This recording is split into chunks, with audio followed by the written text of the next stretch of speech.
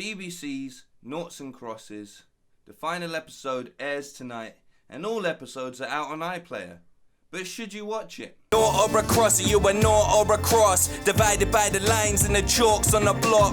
Nought or a cross, you a nought or a cross, how many lives lost till it's all gotta stop. For me, what I love about this show is it takes the history of Britain and flips it completely on its head. What would the world be like if there wasn't an empire that dominated the world from the start? Like, that's one of the biggest questions that I have always had. Like, and most people will. What would the world look like without it being shaped by certain figureheads in history? And this question is answered within the world of Noughts and Crosses. So, you have, for crosses, they are the higher ruling class. They just so happen to be black as well. They are part of the African Empire. Not African, African. I'm guessing for copyright issues, or just because when the entire continent formed together, they chose a name that incorporated everyone.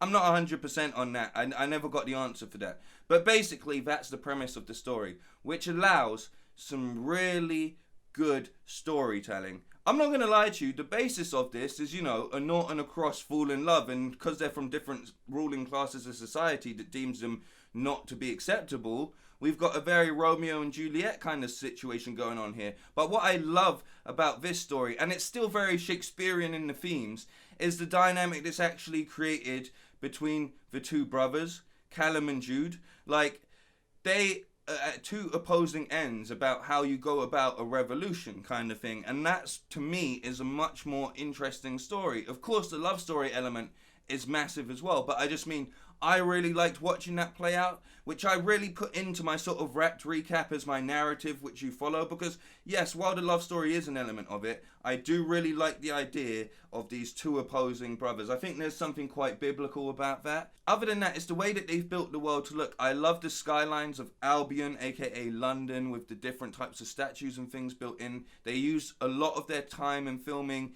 in South Africa, obviously a place that's been ravaged by the apartheid in the past, that understands the trouble between two different types of races having to coexist and so on and so forth.